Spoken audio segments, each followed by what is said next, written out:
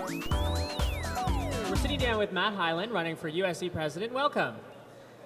Thank you had, no worries. You have put a lot of work into your brand, your website, your signs. I mean, they're well done. I want to know also, you incorporated Emily Rowe's video in your campaign video. Why did you do that? The reason why we did that is because we had our campaign video idea and we started thinking about the concept, and it became pretty apparent that having a song or something like that covered by people's voices and different people on different locations, we figured it was pretty close to Emily's, and we thought we had to acknowledge her video and how great it was at the beginning, and kind of just draw that there was a connection there. It wasn't immediately intended, but just acknowledge that off the start, and then yeah. So great.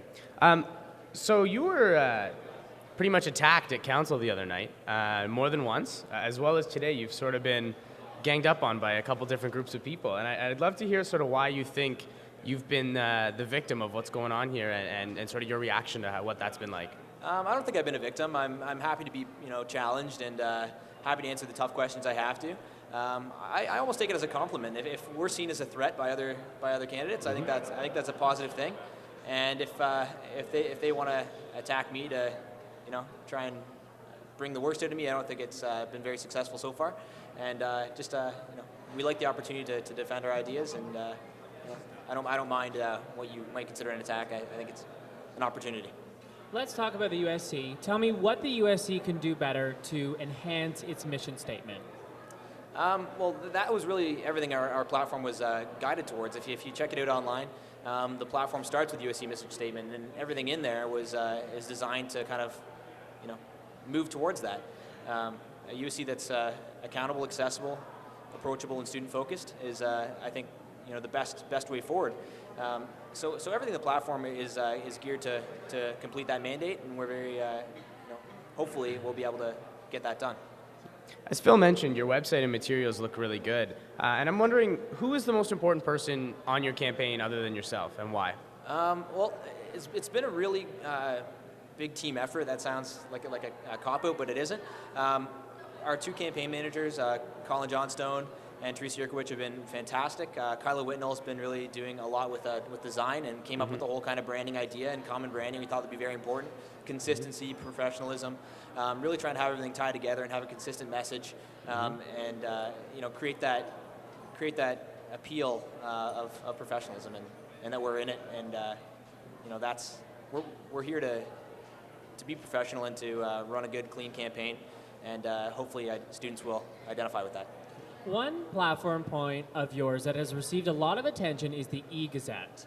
We're going to get to that, but I want to talk about other campus media. I'm going to quote from your platform, saying, in your platform you include cooperation between the USC and campus media should be encouraged to share feedback and connect with what students are demanding.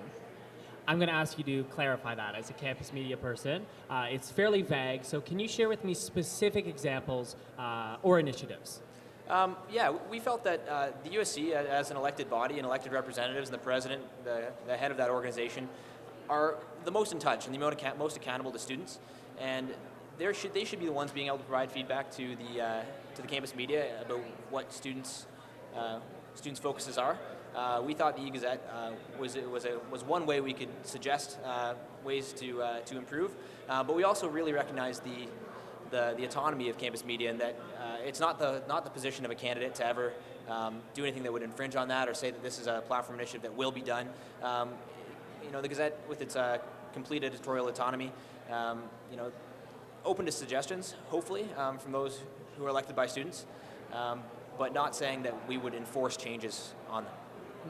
Talking about the e-Gazette, it'd be interesting to hear sort of how you see that actually working, sort of as an initiative, as well as who you chatted about the idea with, and how it would work. Really, the idea came from talking to students. Immediate feedback was, everybody picks up a Gazette, and it's very, very well read, and you can go online and check it out. But we thought it would be a great way to get this out to students if you could subscribe and have it sent to you every day. Many big papers already do this. If you look to New York Times, and I think the Boston Globe also does it. So looking to other newspapers, that increasingly the world of print media is hurting.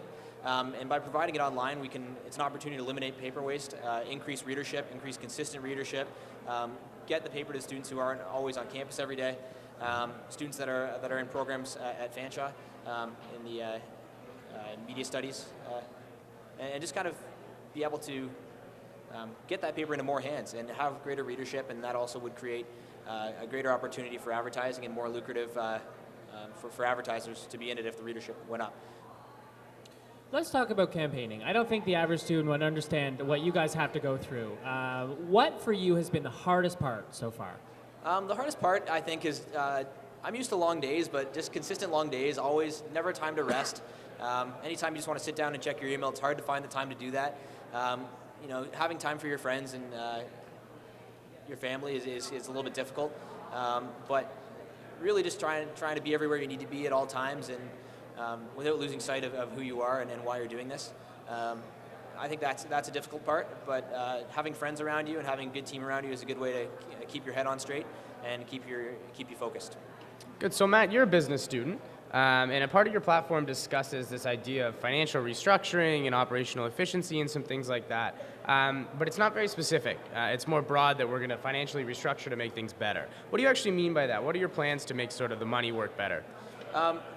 This is something I think is one of the most immediate challenges of the USC. Running a deficit this year is, I think, a very, I guess, bad misuse of student money. Realistically, we're all kind of invested in the USC, and I think putting that money to work for students the most positively while providing the services is paramount. If we want to talk about specifics, I tried to keep it general and try and keep it, but fairly specific enough. I had a really long chat with Kathy Clark before I wrote the platform, and I can't know what exactly goes on up there and what exactly the state of the business of the USC is. Much of it's confidential. We've had some conversations, but I don't think until you're truly in that role can you really understand what needs to be done, and before you engage people at all levels of the USC and across its operations, before you can really know what needs to be done. We put a lot of effort into promoting the USC, making sure that students know exactly what the USC is, but every year there's a lot of students who just don't seem to care. How do you plan to engage those students specifically? The one thing I think that's great about this community is, people are able to be involved in what they want to, and to students who may not, care to be involved, I don't know. They have their own priorities. I don't think it's up to the USC. I don't think it's a bad thing if students don't want to be involved. I just maybe think we need to provide an outlet for different communities on campus, the club system, get them out to more students. Our Residence Clubs Week addresses that, and just try and allow students to see what's out there for them, and then leave them free to make their own choices. And I don't think it's a bad thing if somebody doesn't want to be involved. Everybody has their own priorities. School and grades and getting into grad school, or getting that great after grad job. Those are priorities of students, and they should have the opportunities to find what they want. And if that's not to be involved, that's completely fair. Great. So Matt, you're a Greek candidate. A lot of Greek people on your campaign team, and there's a lot of people curious as to why there's no Greek initiatives inside your platform. Wondering if you could comment on why there's no focus on that community. I don't think that the position of a USC presidential candidate should be to promise things for groups that they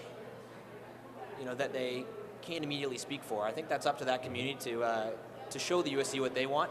I think a commitment to all communities, and the Greek community as well, should be there. That commitment should be there from the USC to try and get them actively engaged in the community that they're all a part of. But really, they're all just part of the Western community, as we all are. And I don't think it's very good to have a platform point that makes decisions for other people. But there is a commitment to. I think doing what we can for all students across this campus is important, and providing those outlets should be an initiative. We only had a little bit of time left, but I want you to tell us when you decided you were going to run for USC president, and briefly, obviously, why. When I decided, this is a difficult one. I'd kind of been thinking about it since the summer, really.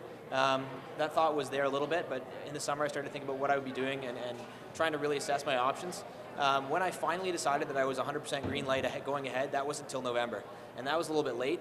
Coming back in September, I didn't know how my school load would be. I wanted to wait till October. That got pushed back, couldn't decide, did my best, and ultimately decided in November to go ahead. And you're here now. So thank you for sitting down with us today. Thank you.